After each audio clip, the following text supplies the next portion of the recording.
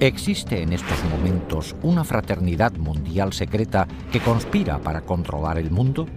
O peor aún, ¿está ya en marcha el plan aterrador? ¿Hay ya colocadas por todo el mundo armas destructoras para provocar una catástrofe? ¿Se puede detener?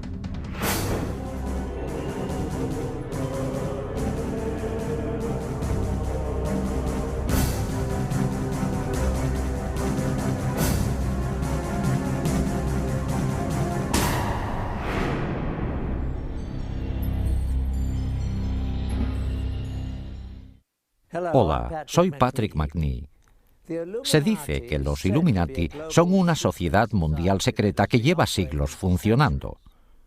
Una fraternidad oculta que cuenta con gente de lo más influyente del mundo. Gente de todas las razas y religiones que ostenta puestos importantes en gobiernos, iglesias, negocios, enseñanza, ciencia, medicina, ejércitos e instituciones financieras y benéficas. Una hermandad secreta cuyo único propósito es hacerse con el control de los recursos y de las finanzas del mundo entero y de sus habitantes. Si existe semejante sociedad, representa la mayor amenaza al mundo libre. De hecho, eso quiere decir que ahora mismo no existe tal mundo libre. Dicen que es absurdo, pero por primera vez hemos obtenido pruebas no solo de la existencia de tal organización mundial, sino de que se ha infiltrado en dos de las agencias secretas más poderosas del mundo. Es más, se han ocultado armas de destrucción masiva en Estados Unidos y otros países para emplearlas en el futuro. ¿Cómo ha podido ocurrir esto? Para dar con la respuesta, primero hay que explorar los enigmas de las sociedades secretas del mundo, cuya historia, ritos y existencia están envueltos en un velo de misterio. Las sociedades secretas han existido desde hace miles de años. Todas tienen una cosa en común: unos conocimientos únicos que juran mantener secretos. Porque, armados de estos conocimientos, limitados a ellos mismos, creen que pueden controlar a otros. Una de las primeras sociedades secretas sigue existiendo hoy día: los masones. Se cree que sus orígenes se remontan al antiguo Egipto, cuando solo un gremio selecto de canteros poseía unos conocimientos matemáticos especiales para construir las pirámides. En toda su historia, los masones han mantenido secretos sus métodos para que solo ellos pudieran construir las grandes estructuras que siguen hoy en día en pie. Primero, las pirámides y luego los grandes castillos y catedrales de Europa. Pero las sociedades secretas no se limitaban a los comerciantes. La palabra asesino tiene sus orígenes en una hermandad secreta de guerreros musulmanes chiíes que controlaban el norte de Siria en la época de las primeras cruzadas del siglo XI.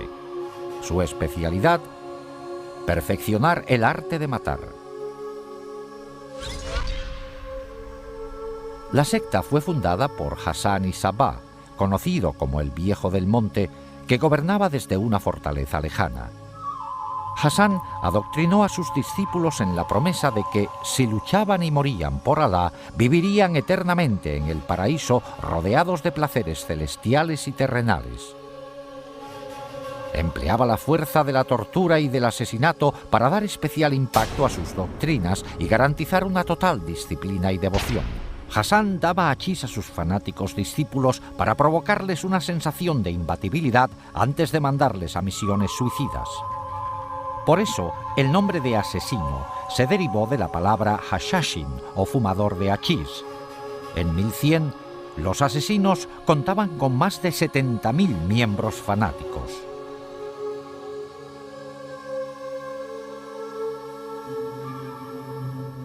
En la misma época histórica se fundó otra hermandad secreta, los Templarios.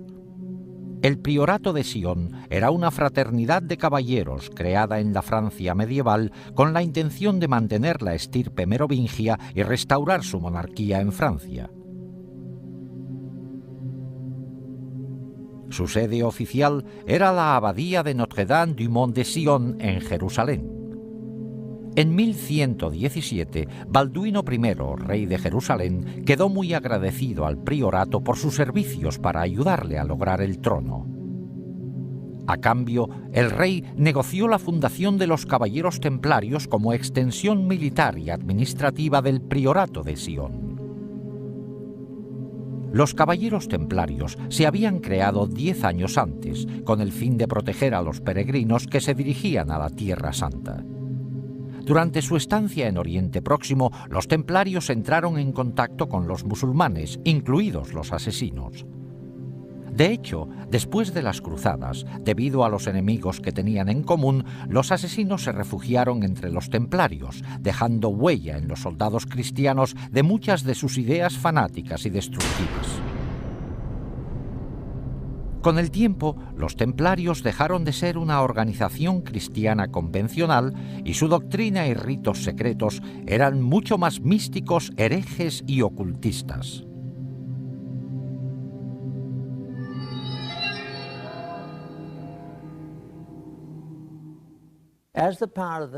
A medida que aumentó el poder de los templarios, la hermandad se convirtió en una iglesia dentro de la iglesia, con sus propios bancos, revocando excomuniones dictadas por obispos y solo obedecían al Papa. Desde el principio, todo lo relacionado con los caballeros templarios contiene al menos un elemento de misterio. Se fundaron justo después de la Primera Cruzada, que volvió a abrir la ruta entre Europa y la Tierra Santa. Y en 1118, 9 caballeros franceses con conexión con la corte del conde de Champagne se fueron a la Tierra Santa con el fin, según ellos, de proteger los caminos y las rutas de peregrinaje para que los peregrinos estuvieran seguros ahora que podían visitar los lugares sagrados. Una vez en la Tierra Santa, no hay testimonios de que hicieran nada los primeros 9 años. Desde el principio, hay algo que no encaja. Además, hay testimonios de que esta misión para proteger la ruta de peregrinaje era solo una tapadera. En el fondo fueron ahí por otra razón. Por algún motivo, los caballeros creían que había escondido algún tesoro. Hay testimonios de que excavaron debajo del monte del templo y los arqueólogos han encontrado artilugios suyos de las excavaciones. Al parecer, los templarios pasaron muy poco tiempo en los caminos. De los 9 años de estancia, la mayoría lo pasaron excavando túneles debajo del monte del templo, el emplazamiento original del templo bíblico de Salomón. ¿Qué iban buscando? El templo de Salomón llevaba mucho tiempo destruido. Pero en épocas de conflicto se sabía que los sacerdotes habían escondido tesoros religiosos en cámaras subterráneas ocultas y los sacaban al pasar el peligro. En la Biblia se dice que el Arca de la Alianza y otros tesoros sobrevivieron así varias invasiones extranjeras. Quizá el Santo Grial hubiese sobrevivido también en el laberinto debajo del templo a la espera de que la humanidad redescubriera su poder. Por cierto, no fue casualidad que los caballeros se instalaran en una mezquita situada en el antiguo emplazamiento. De hecho, fue después de su estancia cuando se hicieron llamar templarios o caballeros templarios. Un monje llamado Bernardo, que luego acabó siendo San Bernardo, intervino en la fundación de los templarios. San Bernardo se ocupaba de descifrar textos en hebreo antiguo. Aunque Bernardo era muy mundano en muchos aspectos, también era muy espiritual de un modo bastante insólito para su época. Le atraía mucho el lado femenino de la religión, los cultos a las vírgenes negras, sobre todo del sur de Francia, que son muy misteriosos, casi paganos.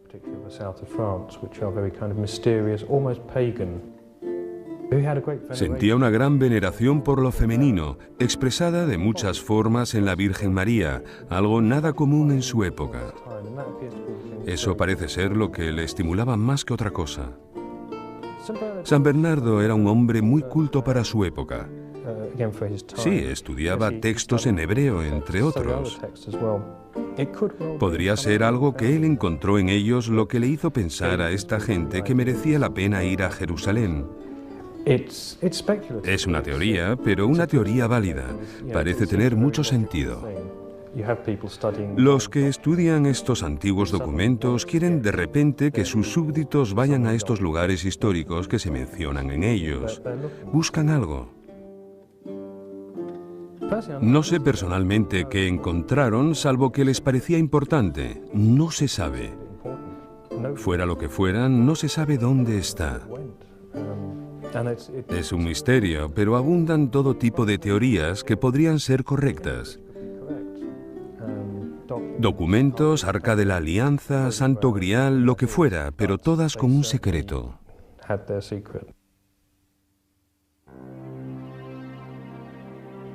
En un texto muy antiguo hay constancia del hallazgo.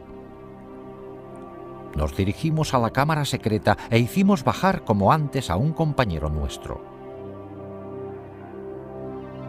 Como el sol se hallaba en su punto más elevado, los rayos le permitieron descubrir un pequeño cofre colocado sobre un pedestal labrado y cubierto de oro.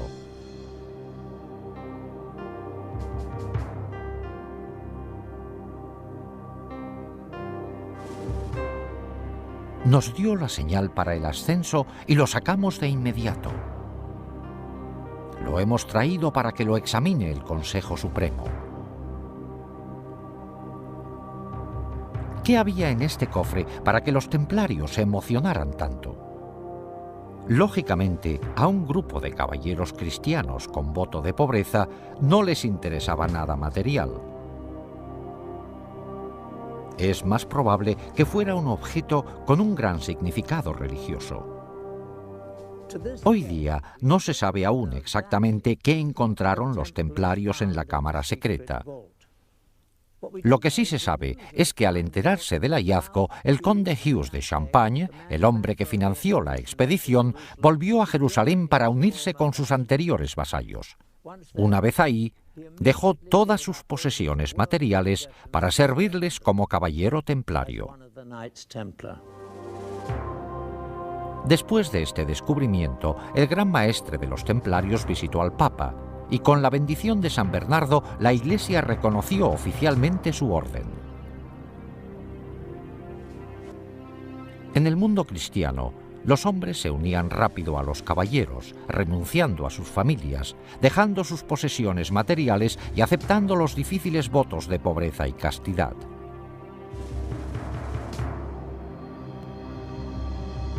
El voto de pobreza es el motivo de que se hicieran ricos, porque quien se hiciera miembro de la orden, quien se hiciera templario, tenía que entregar todas sus posesiones.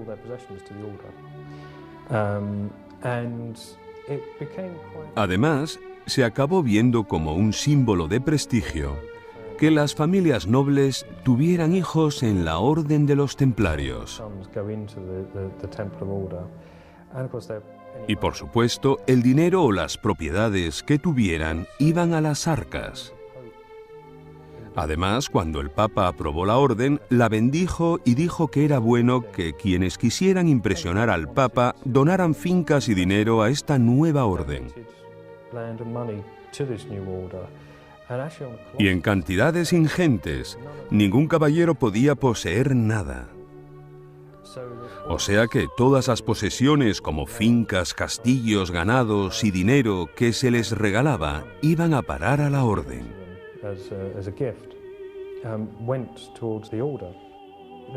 Tenían fama de ser la fuerza militar más temible y competente del bando cristiano. Eran una especie de geos de aquella época, también porque eran una mezcla de monje y soldado. Los templarios proliferaron muchísimo después de las cruzadas. Se hicieron con el control financiero de Europa, dominando todas las principales industrias, sobre todo la de los préstamos. Inventaron el sistema de cheques moderno y en cuestión de unos años tenían contentos a todos los reyes de Europa. Tenían demasiados humos en muchos sentidos, sobre todo con respecto al Papa y a muchos reyes. Eran sumamente ricos, parecían ser los amos del mundo. La mayoría de los historiadores cree que recibieron su justo castigo por su riqueza. El rey francés que inició la represión de los templarios, Felipe el Hermoso, sentía envidia de su gran riqueza. Y se piensa que les acusó de blasfemia y de sacrilegio, pero que lo que en realidad quería era su dinero. Se les acusó de blasfemia y de sacrilegio, así como de incumplimiento de la reverencia habitual de la Iglesia, pero eso era bien sabido. Las acusaciones contenían elementos sexuales, pero siempre los hay en acusaciones contra grupos herejes. Se les acusó de sodomía, de actos homosexuales, se les acusó de escupir y de pisotear la cruz, de adorar no solo una cabeza barbuda y cortada, sino también en casos excepcionales se les acusó de adorar la cabeza cortada de un gato. La Iglesia Católica se hizo con las confesiones necesarias para eliminar a los templarios. Un viernes 13 de 1307, el Papa disolvió oficialmente la orden. Su gran maestre murió en la hoguera.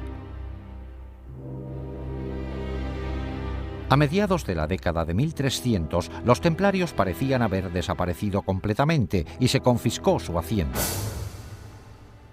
Pero ¿se podría disolver la hermandad más rica y poderosa del mundo y confiscar toda su riqueza de la noche a la mañana? No. Los templarios, bien preparados y organizados, pasaron rápidamente a la clandestinidad y se llevaron consigo toda su riqueza. Se convirtieron en una sociedad secreta muy poderosa y con muchos fondos. De hecho, como ha demostrado la historia, solo desaparecieron de la vista de la gente. Pero con una nueva faceta, un odio acérrimo a la Iglesia Católica. Al mismo tiempo, el priorato de Sion supuso que la Iglesia haría lo mismo con ellos.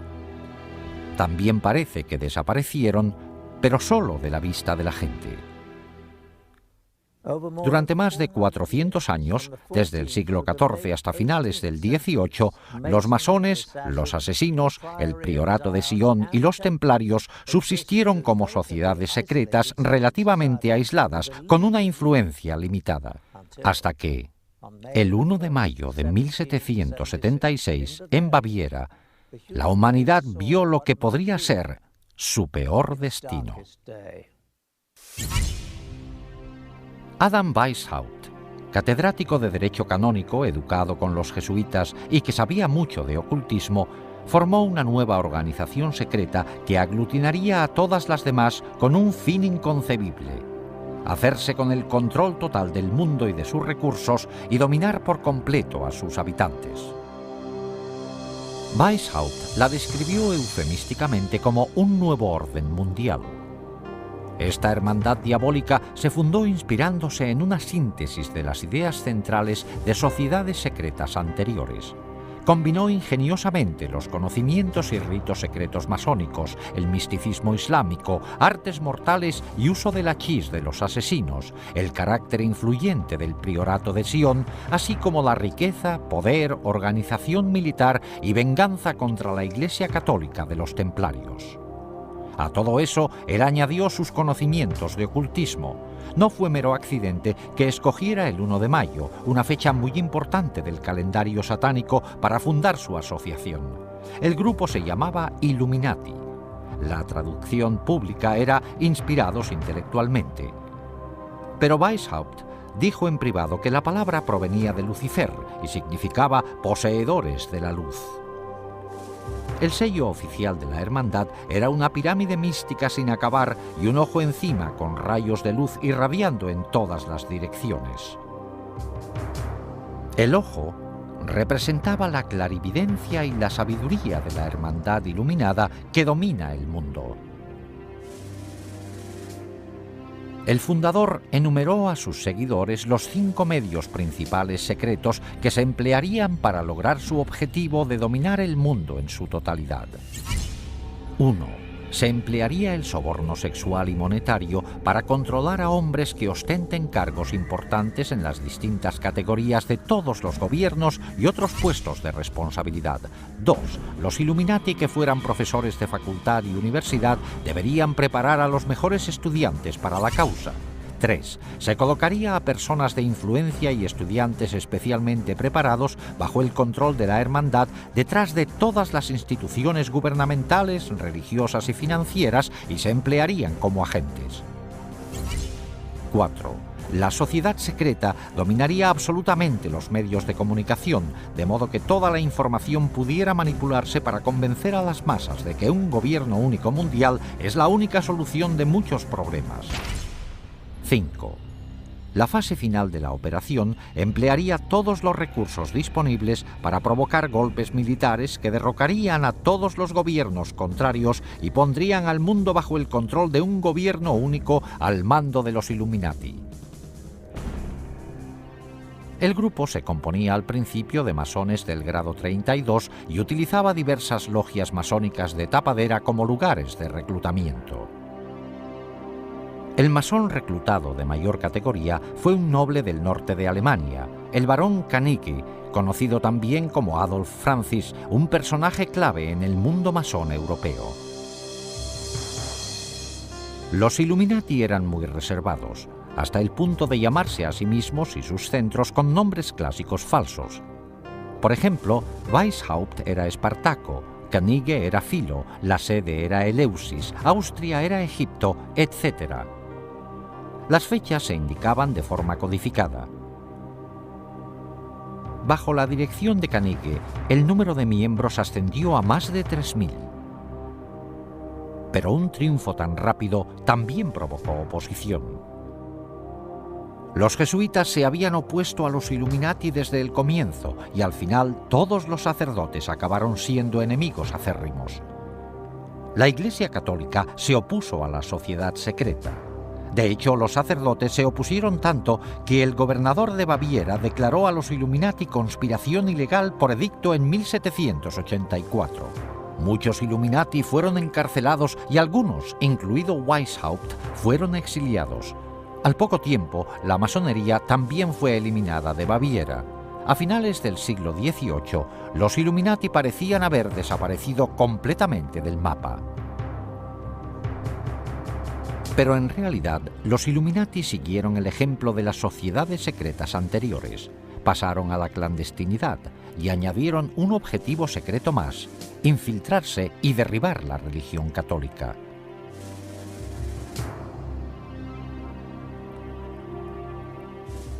Al observar el mundo hoy día, ¿qué vemos de las sociedades secretas? Existen centros masónicos abiertos en todo el mundo como una organización importante. Los templarios subsisten hoy día como organización masónica de primera categoría en el rito masónico de York. Aún sigue siendo en parte un secreto lo que ocurre dentro de los centros masónicos. Quizás solo los miembros más importantes conozcan los ritos secretos, los objetivos y la venganza contra la Iglesia Católica. Los masones y los templarios han sabido integrarse muy bien en las sociedades más respetadas del mundo.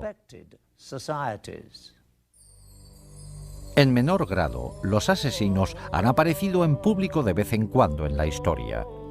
A principios de la década de 1800 se les vio en la India bajo la dirección del Aga Khan, al que atribuían poderes divinos.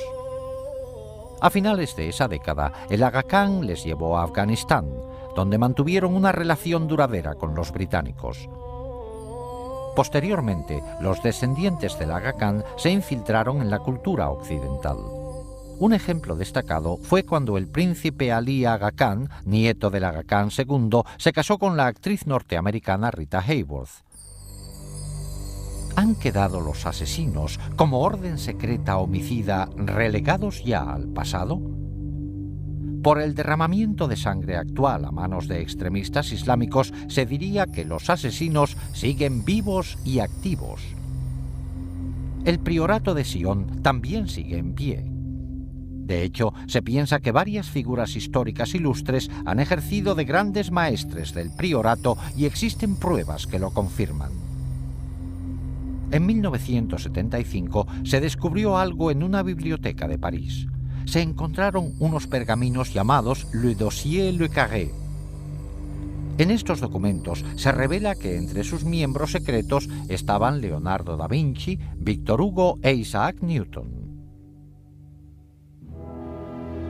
Hay quienes atribuyen al priorato la creación de la Unión Europea. Se cree que el anterior presidente de Francia, François Mitterrand, era miembro del priorato, al igual que mucha otra gente con poder. En cuanto a la estirpe merovingia, que los miembros del priorato juraban proteger, aún se mantiene. Por matrimonios entre parientes, la mayoría de las familias reales europeas pueden decir que son de ascendencia merovingia, y se dice que de estas familias reales han salido los 44 presidentes de Estados Unidos. Estas conexiones por todo el mundo a través del priorato de Sion eran el medio del que se valían los Illuminati para influir en la política y en el poder mundiales. Pero, ¿qué pasó con la sociedad más secreta de todas? Los Illuminati de Weishaupt. La hermandad que prometió unir a todas las demás sociedades secretas para dominar el mundo. ¿Sigue dedicándose activamente a su plan diabólico de dominar el mundo? Por supuesto, nuevos hechos sorprendentes descubiertos revelan que es más fuerte que nunca. El estudio de una sociedad secreta es como estudiar las corrientes de un lago. Las ondas de la superficie nos dan pistas para saber lo que pasa en el fondo. El gran plan de los Illuminati requería infiltrarse en los gobiernos de todo el mundo.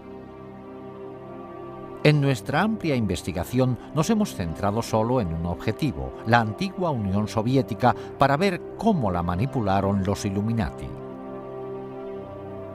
Un modo efectivo de lograr el control de un gobierno sería penetrar en sus servicios de espionaje.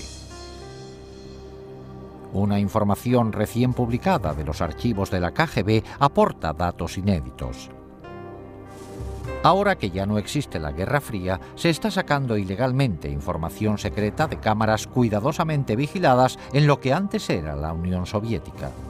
Con el cambio a una economía de mercado, muchos artículos antes no disponibles para los rusos van a parar al extraperlo. Se dice que en la nueva Rusia todo se vende, incluidos secretos de Estado y los espías que los guardaban. Con el derrumbe de la Unión Soviética se disolvió la KGB. El nuevo gobierno creó sus nuevas agencias propias de seguridad y de espionaje y empleó a muchos trabajadores de la antigua KGB, pero dejó a muchos sin trabajo. Incluso a los que tenían empleo no se les pagaba a menudo lo prometido.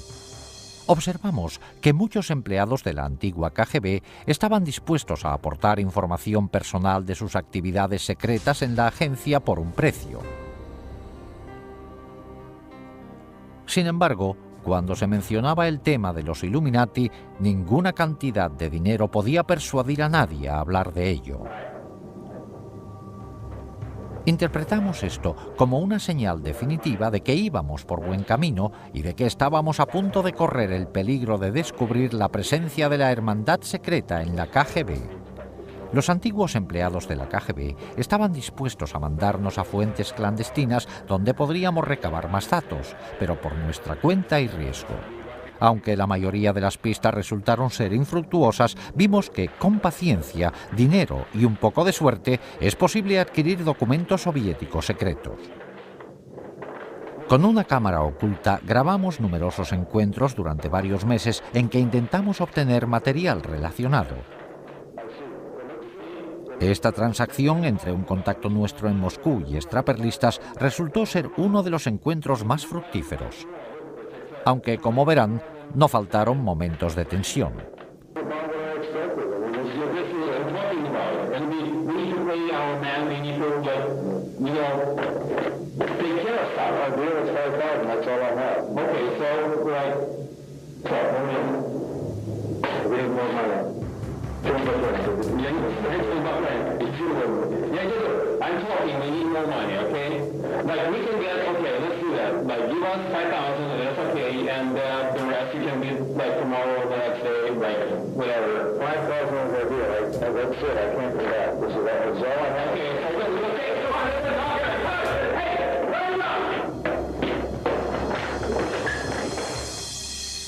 Cuando nos libramos al final de los extraperlistas, en algunos de estos documentos hallamos confirmación de la información más valiosa que nos habían contado los agentes de la antigua KGB. Tal y como nos habían dicho, efectivamente, la KGB registraba todas sus actividades en documentos, películas y cintas. Estas se almacenaban en unas instalaciones debajo de la sede de la KGB bajo la mayor seguridad. Probablemente estos eran los archivos más delicados de la agencia porque explicaban con todo detalle las actividades más secretas de la KGB y posiblemente su conexión con los Illuminati.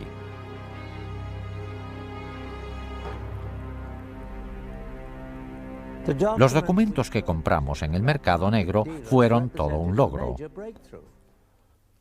No solo confirmaban que había más material revelador de la KGB, sino dónde se encontraba. Volvimos otra vez a las fuentes clandestinas, provistos ahora de esta nueva información. Creíamos que, al haber desaparecido la KGB, no existirían la mayoría de las defensas que protegían sus archivos. Alguien debe de tener el conocimiento y acceso para suministrárnoslos a un precio. En los 5 meses siguientes, empleamos nuestras fuentes para intentar obtener estos archivos secretos de la KGB. Esta transacción entre un contacto nuestro en Moscú, un intérprete y un extraperlista fue todo un éxito. Este encuentro tuvo lugar en una fábrica textil del distrito Sokornoky de Moscú. Este es el despacho del propietario ruso de la fábrica y que la emplea tanto para negocios lícitos como ilegales. Después de presentarnos e intercambiar unas palabras, se le pregunta al extraperlista si tiene ahí mismo el material de la KGB.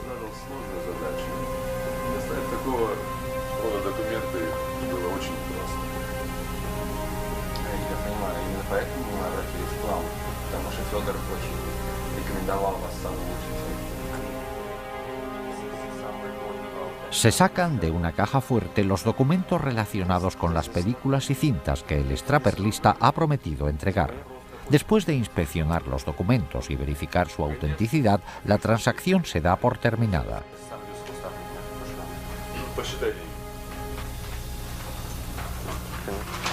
Okay, well, thank you. Спасибо. Пожалуйста. Nice to meet you. Дмитрий Сергеевич, спасибо за вашу работу. До свидания.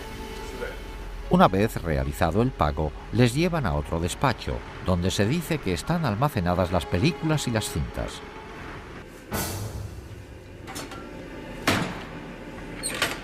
Y por fin, aparecen los documentos, cintas y películas que nos habían dicho.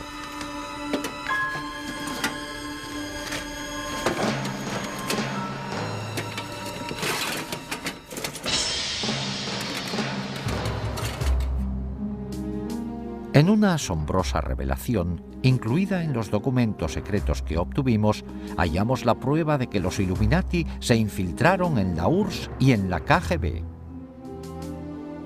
En unos comunicados entre 2 agentes superiores de la KGB se menciona al primer iluminado, Adam Weishaupt, por su nombre.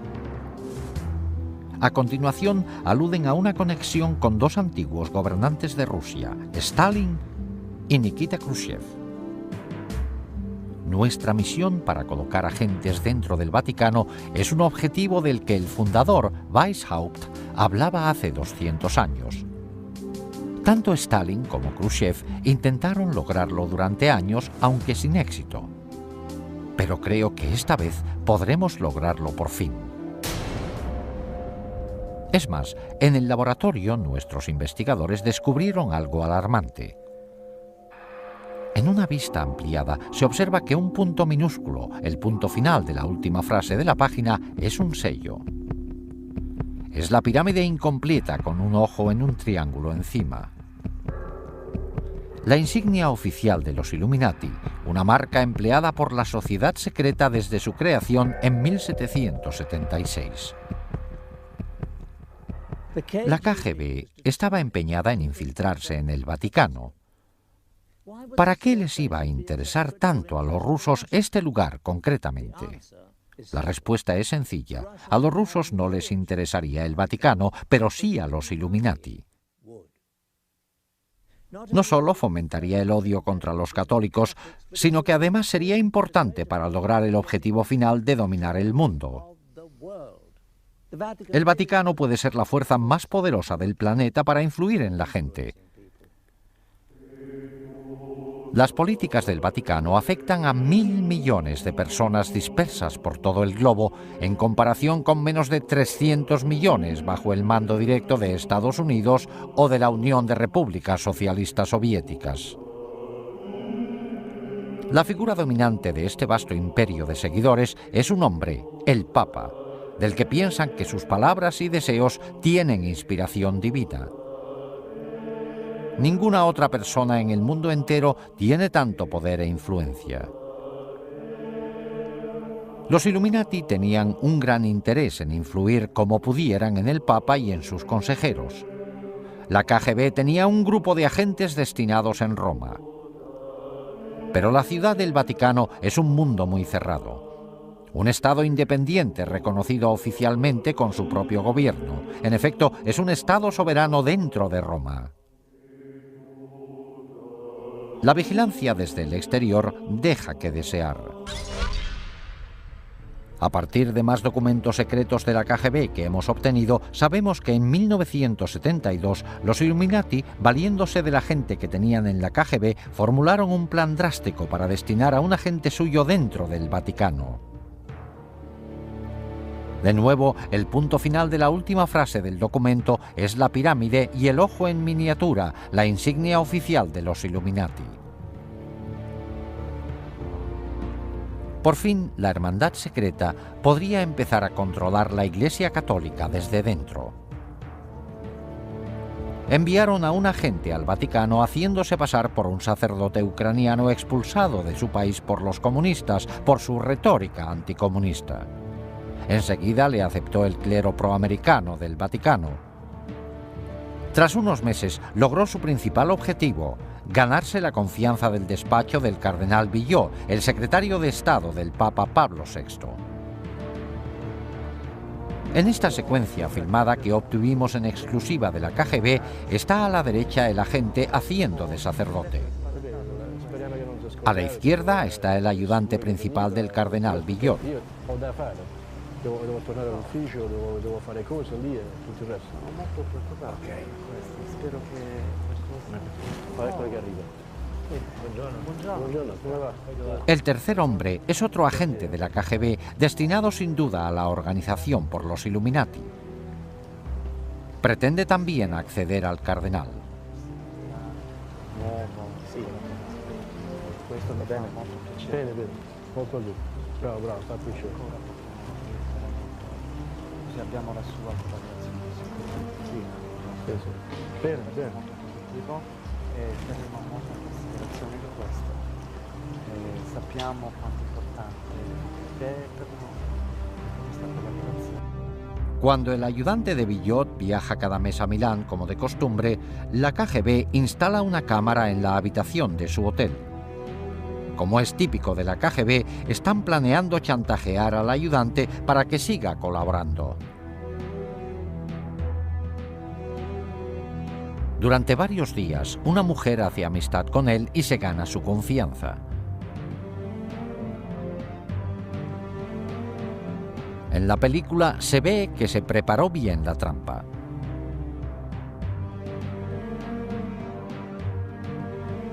Una noche, la mujer va a la habitación de él para salir a cenar juntos.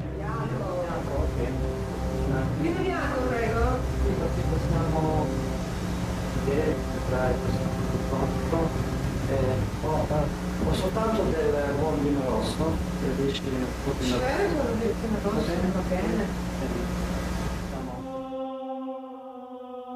Mientras él se va a servir unas bebidas, ella se quita la blusa.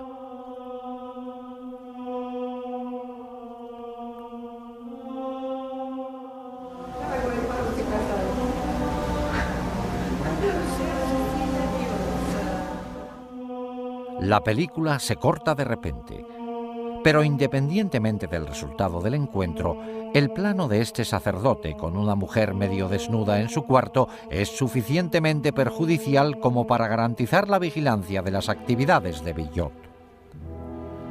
Claro que, al poco tiempo, los agentes de la KGB al mando de los Illuminati empezarán a buscar modos de manipular al mismo Villot.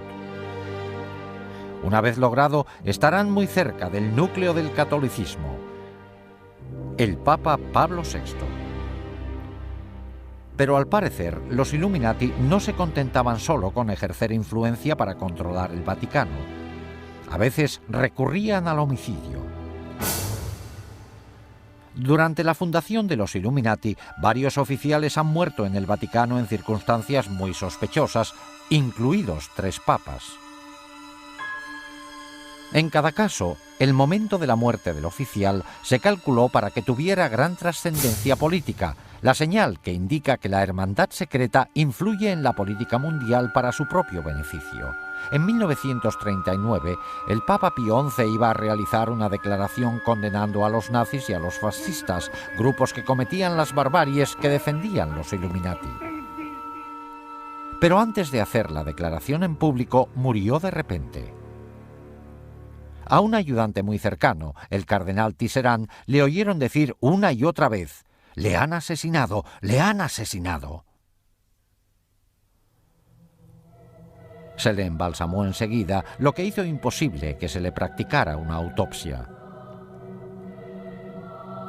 En 1978, posiblemente la hermandad secreta volvió a recurrir al asesinato para manipular al pontificado. El Papa Pablo VI murió de repente.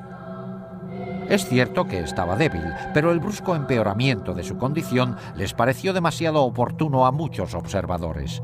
Sin embargo, los Illuminati se llevaron una sorpresa que tal vez no se esperaban: un papa que les haría frente. Juan Pablo I. Poco después de asumir el cargo, el nuevo papa mostró una gran independencia. Juan Pablo parecía sentir un especial desagrado por la corrupción que había visto cundir en las finanzas del Vaticano. Mientras fue cardenal de Venecia, el Banco Católico Veneciano se vendió al Banco Vaticano por una cantidad muy inferior a la normal. Los beneficios acumulados por unos pocos superaron los 70 millones de dólares, pero las pérdidas de los venecianos fueron enormes. El clero veneciano incluso perdió sus fondos de pensiones. En la transacción intervinieron los banqueros Roberto Calvi, su asesor Sindona, y el director del Banco Vaticano, el obispo Marcinkus. Después de que a Juan Pablo se le nombró papa, los 3 seguían encargados de invertir gran parte del dinero de la Iglesia. En su nuevo cargo, el pontífice tenía el poder de investigarlos y sacar los hechos a la luz pública. En total, estuvo a punto de descubrir transacciones ilegales que ascendían casi a 1.000 millones de dólares. Esto asestaría un duro golpe a los Illuminati, que desde luego estaban detrás de las transacciones ilegales. El peligro para el Papa quedó claro un día en un encuentro privado entre Juan Pablo y un arzobispo ortodoxo ruso, Nikodim. Al comenzar el encuentro se le sirvió café. Nikodim tomó el primer sorbo y al poco rato se desplomó en el suelo y murió.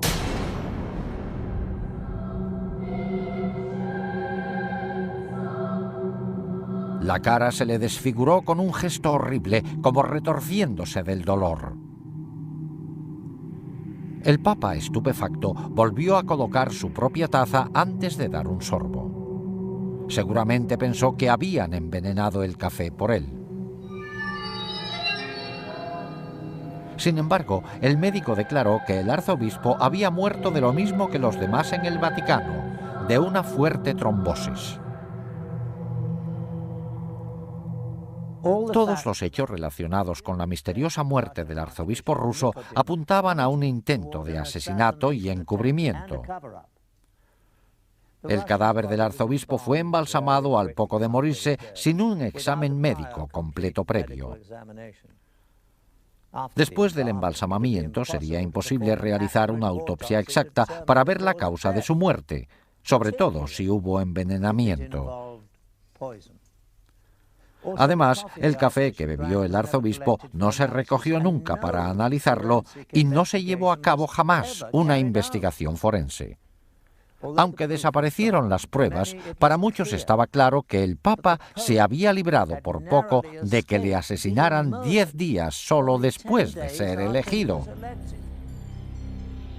El incidente fue tan espantoso que Juan Pablo convocó una reunión en secreto con sus 4 cardenales principales para discutir la situación. La reunión se celebró el 28 de septiembre de 1978. En la sala estaban solo los 4 cardenales y el Papa. Hoy día se sigue sin saber exactamente qué dijeron, pero al Papa le pidieron que tomara medidas. Puso fin al mandato del cardenal Billot como secretario de Estado. Este era el mismo cardenal Billot a cuyo ayudante se había chantajeado en las películas de la KGB en 1972. En esos 6 años, este cardenal debió también de caer en la trampa de los Illuminati. Su destitución implicaba que el Papa había descubierto al menos una parte del plan secreto. Pero ni siquiera Juan Pablo pudo evitar la muerte a manos de los Illuminati. Esa noche, el pontífice se retiró antes de lo normal y se llevó con él apuntes de la reunión secreta para meditarlos.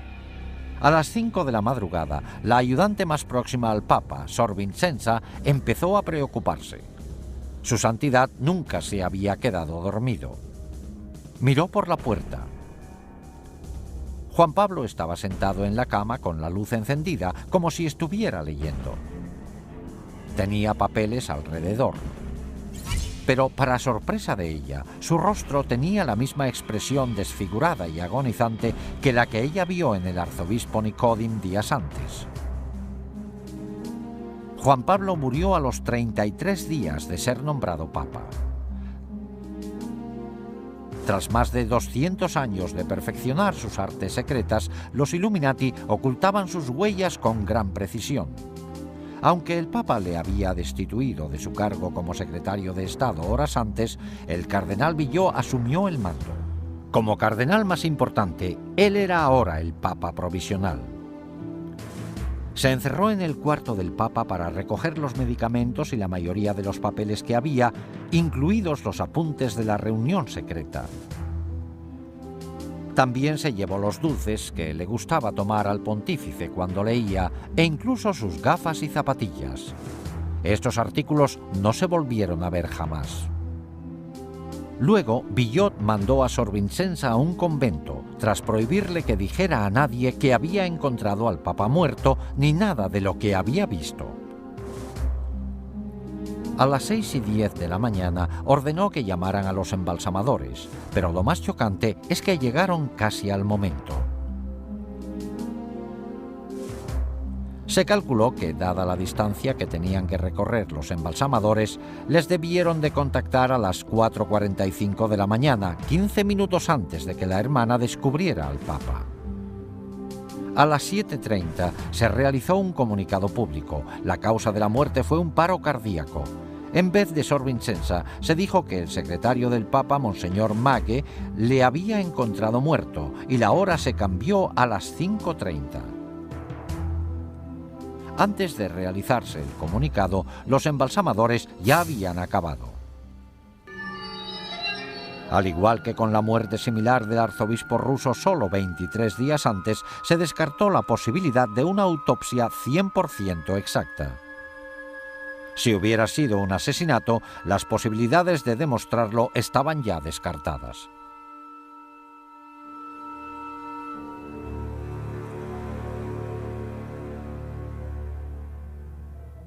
...10 días después del funeral de Juan Pablo, el cardenal Villot reunió al cónclave para nombrar a un sucesor. Este organismo electoral oficial se compone de 111 cardenales. Una vez a solas en la Capilla Sixtina, los cardenales invocan el poder del Espíritu Santo para que les guiara en su decisión. Pero en realidad, los principales candidatos a papa no se deciden en el cónclave a puerta cerrada. Estas decisiones se toman en los elegantes restaurantes de Roma, donde los cardenales con más poder se reúnen para comer juntos. Cuando los cardenales se reunieron en la Capilla Sixtina a puerta cerrada la mañana del domingo 15 de octubre de 1978, el cónclave se convirtió en un escenario de manipulación política en todos los sentidos. Desde promesas susurradas al oído entre los cardenales hasta discusiones acaloradas, la tensión aumentaba con cada votación. Después del octavo escrutinio, empezó a salir humo blanco por el Vaticano indicando que se había elegido a un nuevo papa. También indicaba una derrota total para la KGB y los Illuminati. El nuevo pontífice era un polaco anticomunista acérrimo, Juan Pablo II.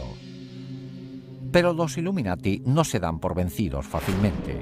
El 13 de mayo de 1981, Mehmet Ali Achka, un hombre buscado en Turquía por asesinato, esperaba de pie entre la multitud a que pasara el Papa fuera de la Basílica del Vaticano. Según Ali Achka, Juan Pablo II salió del Vaticano en un vehículo blanco sobre las 5 de la tarde. Al pasar el Papa, Ali Achka sacó una pistola y le disparó 3 veces antes de que la gente lo tumbara. El Papa quedó herido de gravedad, pero se recuperó para continuar con el pontificado. Al principio, Ali Achka afirmó que había actuado a solas, pero los investigadores se convencieron de que una conspiración mucho mayor se había valido de este desequilibrado para cometer un asesinato. Al poco tiempo, Ali Achka confesó que el incidente fue parte de una conspiración búlgara de la KGB. Pero, por supuesto, Bulgaria y la URSS negaron estar implicadas. Cuando el tribunal le condenó a cadena perpetua, se mostró sorprendido de que se le dejara cargar con toda la responsabilidad a él solo. Entonces empezó a facilitar datos precisos de la conspiración a investigadores italianos y nombró a todos los implicados. El 25 de noviembre de 1982, Serge Ivanov Antonov, un empleado de la Aerolínea Nacional Búlgara, fue arrestado en Roma acusado de estar implicado en el intento de asesinato. Poco después, la lista aumentó al incluirse a 3 búlgaros más y a 4 turcos. En julio de 1983, cuando trasladaron a Achka a otro centro, admitió en público la conexión de la KGB, mientras gritaba a los reporteros que la KGB y el servicio de espionaje búlgaro estaban implicados. Más tarde, explicó que había sido entrenado en Bulgaria y Siria por expertos en terrorismo internacional de la KGB. También confesó que Antonov era cómplice, así como 2 empleados de la embajada búlgara.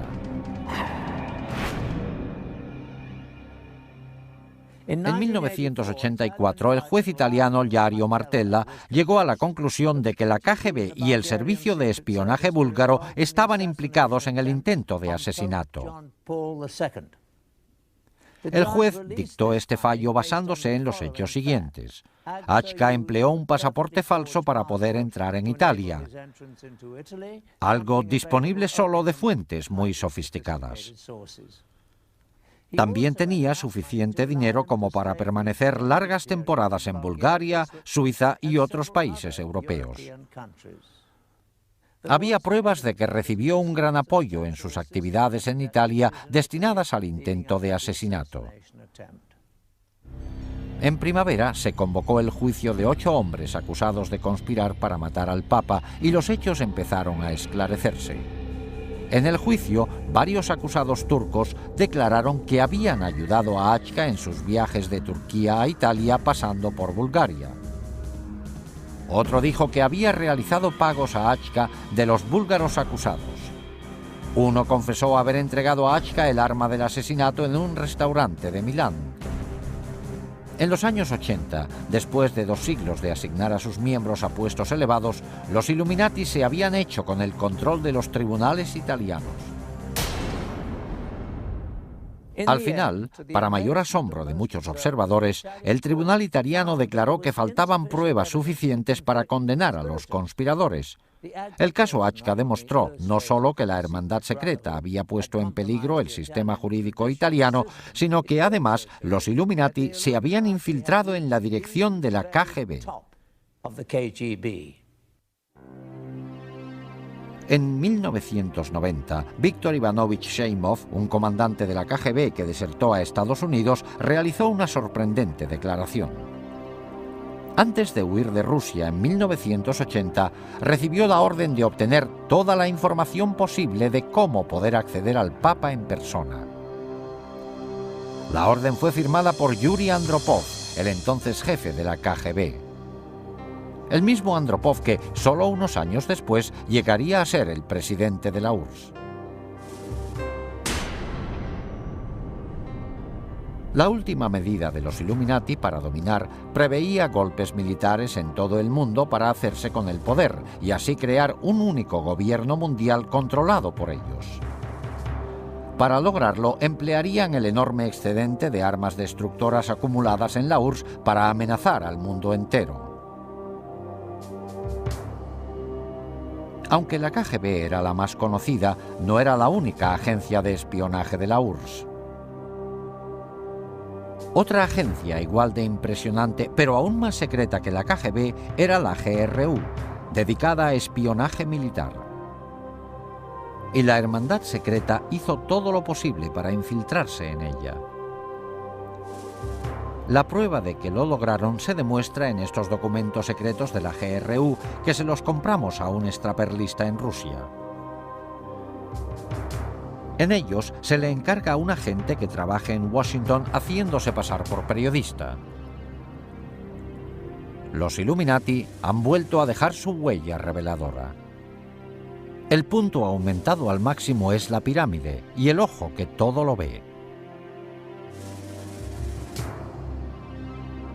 Mientras que la KGB recopilaba información sobre figuras políticas e influía en la política mundial, la GRU recopilaba datos esenciales para lograr objetivos militares.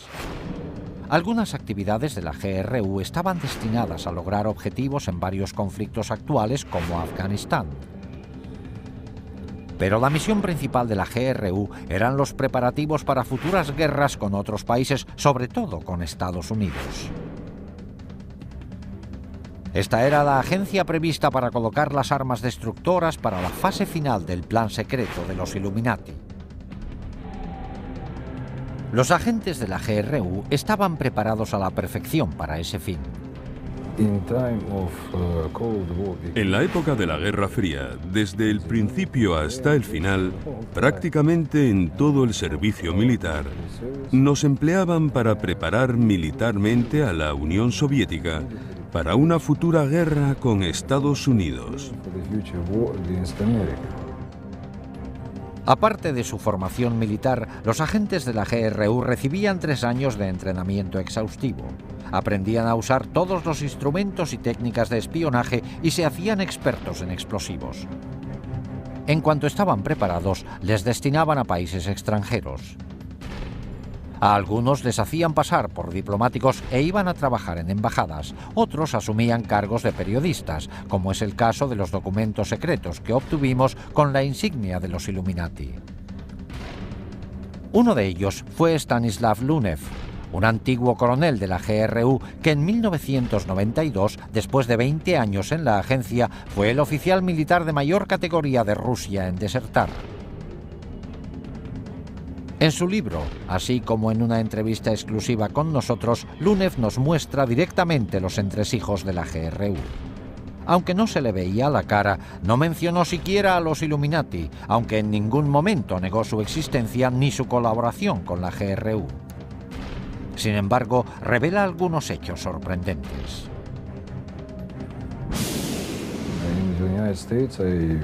En Estados Unidos, trabajé en el sector operativo de Washington haciéndome pasar por corresponsal de la agencia de noticias TASS. Es una tapadera muy buena, porque los periodistas y los espías, los verdaderos espías, tienen mucho en común. Los dos buscan noticias e información. Una vez asignados en su puesto, los agentes de la GRU tenían varios cometidos. Uno era ayudar a coordinar campañas terroristas para desestabilizar gobiernos hostiles. Oficiales de la GRU han revelado que durante la guerra del Vietnam, la agencia invirtió más de $1.000 millones en fomentar la campaña antibelicista en Estados Unidos. Esta habilidad para manipular los gobiernos era un arte que encaja perfectamente con los planes futuros de los Illuminati para derrocarlos. Otra faceta importante del trabajo de los agentes de la GRU era preparar el terreno para las fuerzas especiales rusas, los Spetsnaz. Estas tropas de élite al mando de la GRU penetrarían en los países para realizar sabotaje militar en caso necesario. Algunas volarían objetivos estratégicos como centrales eléctricas, puentes y centros de comunicaciones. Otras formarían brigadas asesinas para matar a jefes de gobierno y a sus familiares. Estas dotes eran de gran valor para los Illuminati de cara a dominar el mundo.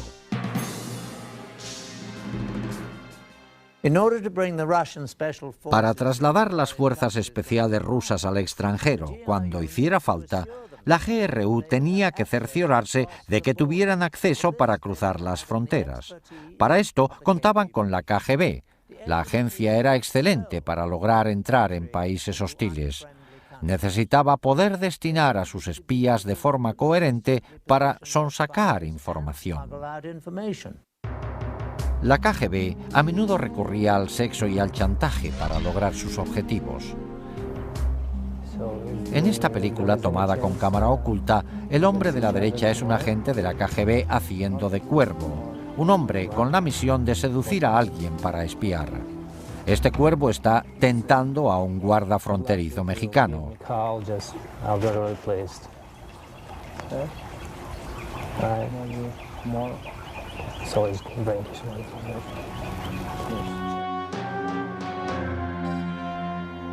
En cuanto el guarda picó, los agentes de la KGB podían cruzar de México a Estados Unidos por este puesto sin problemas.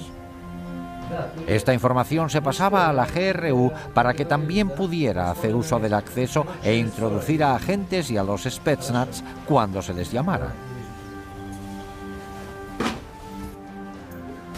So, will you call me? I call you. You will? Anyway, I'll contact you, you know what I mean? I'll call you. I'll find you, then I'll call you. Are you okay? I'm okay. Okay. Para ejecutar el programa de caos mundial y golpes militares, la Hermandad Secreta se sirvió de la GRU para colocar por todo el mundo agentes clandestinos y armas destructoras. Estas armas permanecerían ocultas en lugares estratégicos hasta que hicieran falta. Cuando los Illuminati lo decidieran, los agentes saldrían a la luz y se emplearían las armas. Los comandantes de estas fuerzas de operaciones especiales son militares profesionales muy bien preparados y vendrán cuando se produzca un gran conflicto. Y necesitan sistemas armamentísticos muy especiales para destruir objetivos muy protegidos. O sea que dispondrán de armas nucleares, químicas, biológicas y de otros tipos. Las armas más temibles que se introdujeron ilegalmente fueron los dispositivos nucleares pequeños, que se conocen como bombas nucleares de maleta. Estas armas pueden transportarse fácilmente, pero tienen una potencia destructora enorme. Una vez introducidas en Estados Unidos y otros países enemigos, se escondieron en lugares seguros y podrían recuperarse en tiempo de guerra. Se calcula que un alarmante número de estos dispositivos nucleares se colocó en Estados Unidos y en otros países. Con toda probabilidad, estos dispositivos permanecen ocultos en lugares secretos listos para emplearse hoy. Gracias a los archivos de la KGB abiertos recientemente, hemos visto asombrados cómo los Illuminati han estado manipulando hasta ahora las instituciones mundiales como el Vaticano. y hemos visto que se han colocado por todo el mundo armas destructoras. Nos hemos centrado solo en la conexión de Rusia con los Illuminati. Desde que Adam Weishaupt fundó la sociedad secreta en 1776, sus tentáculos se han extendido a muchas otras naciones del mundo. Incluso en Estados Unidos existen señales reveladoras. La más obvia se halla en el reverso del billete de $1. Se ven claramente la pirámide y el ojo, la insignia de los Illuminati, que se incluyó ahí en 1933 por orden del presidente Franklin D. Roosevelt. Debajo se lee en latín Novus Ordo Seclorum, que se traduce como Nuevo Orden Mundial.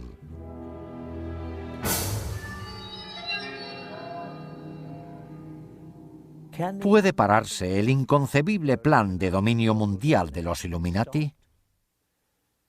Lo único que temen las sociedades secretas es que las descubran. Hoy día están proliferando los libros sobre este espeluznante tema. Internet está repleto de información sobre esta organización secreta. Lo único que podemos hacer es esperar que toda la gente del mundo vea las señales y que hagan caso de la clara advertencia de que hay quienes están escondidos al acecho pensando en quitarnos nuestra libertad. Con ustedes, Patrick Macnee. Gracias por su atención.